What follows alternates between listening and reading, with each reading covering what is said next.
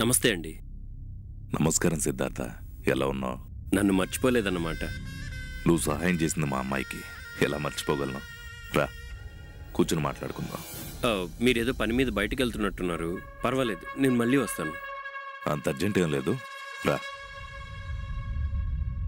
అలాగే, వచ్చి కూర్చో.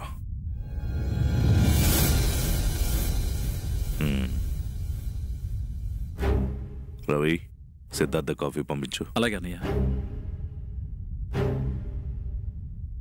చెప్పు సిద్ధార్థ, ఎవరికీ తెలియకుండా నువ్వు చేసే పనులు ఎంతవరకు వచ్చాయి?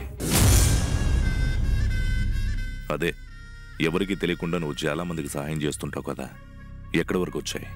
ఏ విషయంలోనైనా నేను మీకన్నా చిన్నవాడిని సార్.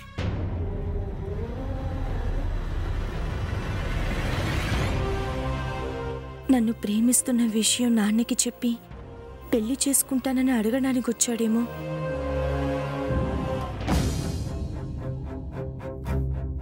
హలో అను గారు. హాయ్.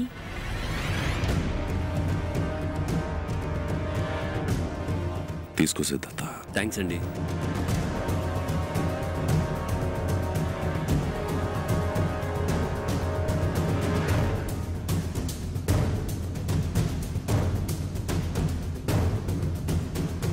ఏదైనా మాట్లాడాలని వచ్చావా?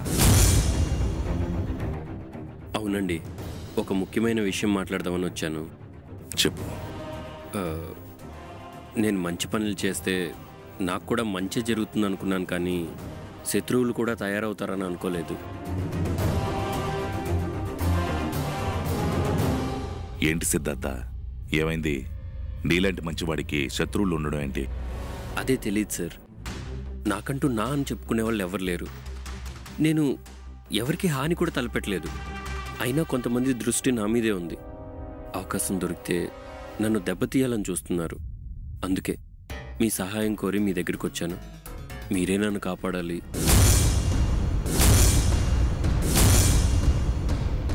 నువ్వు అంతగా అడగాల సిద్ధార్థ. మా అన్న ఎంతో మందికి అండగా ఉన్నాడు. నువ్వు మాకు కావలసిన వాడివి.